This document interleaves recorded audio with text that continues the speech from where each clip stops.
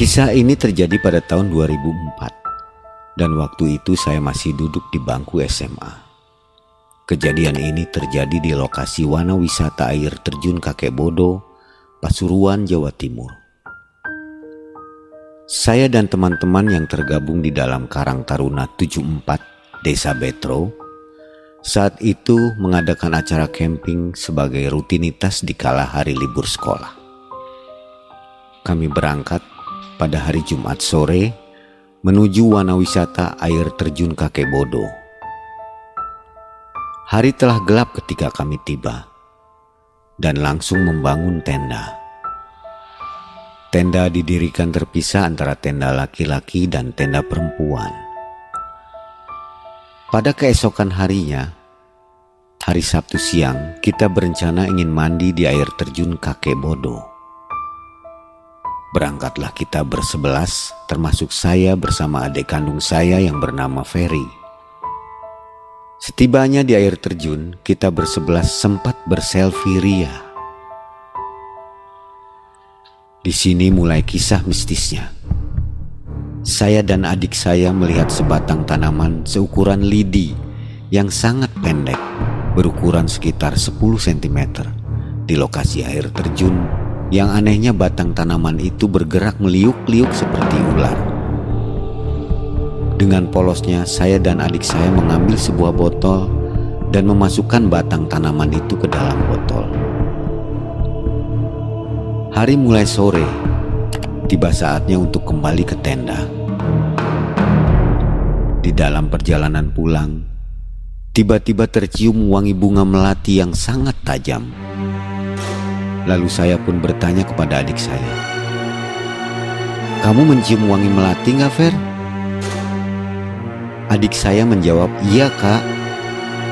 Dan untuk lebih memastikan, saya bertanya kepada teman saya yang lain. Dan hanya satu orang yang menjawab iya. Jadi yang mencium aroma bunga melati hanya 3 orang. Setibanya di tenda, kami beristirahat.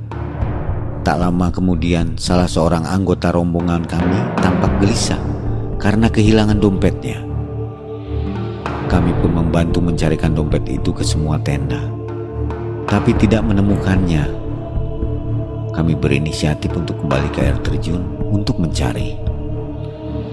Dan ternyata dompet pun ditemukan di bawah batu. Menjelang maghrib kami tiba kembali di tenda. Malam pun tiba. Kami membuat api unggun. Tak selang berapa lama, tiba-tiba beberapa teman saya yang ada di tenda perempuan berteriak histeris. Mereka berteriak, "Ada kunti, ada kunti!" Ternyata mereka sedang melihat sosok wanita berambut panjang berpakaian putih muncul di belakang tenda laki-laki.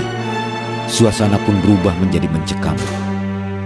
Tepat di tengah ketegangan itu, datanglah seorang kakek yang bisa dibilang sesepuh di daerah itu. Beliau langsung membacakan sesuatu dan akhirnya kuntilanak itu pun menghilang. Lalu dia mengatakan kepada kami dan seperti sudah mengetahui bahwa benda yang saya bawa di dalam botol itu adalah peliharaan dari kunti tersebut. Dan sekarang dia marah yang akhirnya menampakkan wujudnya. Kami pun langsung gemetar mendengar penuturan kakek itu. Dia menyuruh saya untuk segera mengembalikan benda itu ke tempat semula. Karena sudah larut malam, kami putuskan untuk mengembalikan benda tersebut esok hari. Pagi pun tiba, saya bersama rombongan berangkat untuk mengembalikan benda aneh yang ada di dalam botol itu ke tempat semula. Setibanya di air terjun, saya membuka tutup botol itu secara perlahan. Kami terperanjat karena benda itu langsung lenyap dengan cepat sekali. Kami pun kembali menuju tenda untuk menemui kakek sesepuh. Beliau berpesan kepada saya dan rombongan, di lain waktu, jika berada di suatu tempat yang asing dan terpencil, dan kemudian melihat sesuatu yang ganjil, jangan sembarangan mengambilnya, karena itu mungkin saja milik makhluk tak kasat mata. Sejak kejadian itu, saya menjadi kapok dan tidak akan sembarangan dalam mengambil sesuatu.